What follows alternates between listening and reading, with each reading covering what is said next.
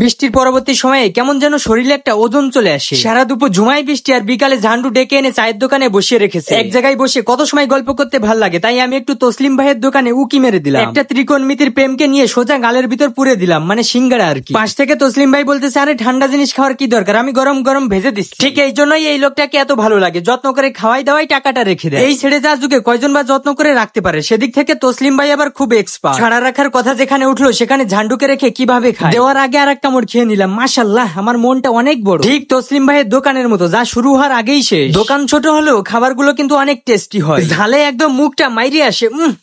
মরার মুখের রুচি নাই, খাইতে খাইতে 10 প্লেট খাইছি, আর খাইতে পারি না। ভাই বলতেছে, দাঁড়াও তোমার মুখের রুচির ব্যবস্থা করতেছি। এই হালিমটা একবার খেলে এখন থেকে তো তুমি 20 প্লেটে বাড়ি মারবা। আই হাই, যে সেন্টটা বের হচ্ছে, 20 প্লেট কেন 40 প্লেটও বাড়ি মারা সম্ভব। কিন্তু যখন তাকে জিজ্ঞেস করলাম, ভাই হালিমের ভিতর মাংস কই, সে আমাকে বললো এটা মাংস ছাড়া হালিম। এখানে একটা ডার্ক রিয়েলিটি হচ্ছে, তসলিম ভাই আমাকে হালিমের কথা বলে ডাউল খাইয়ে দিয়েছে। তবে এই ডাউলের ঘনত্ব এবং টেস্টটা এত বেশি যে বুঝতেই পারি। আর আপনারা যদি এরকম মোরগ ছাড়া টেস্টি হালিম খেতে চান তাহলে আসতে হবে তসলিম ভাইয়ের দোকানে। সবাই ভালো থাকবেন, সুস্থ বিনোদনের সাথেই থাকবেন। আসসালামু আলাইকুম।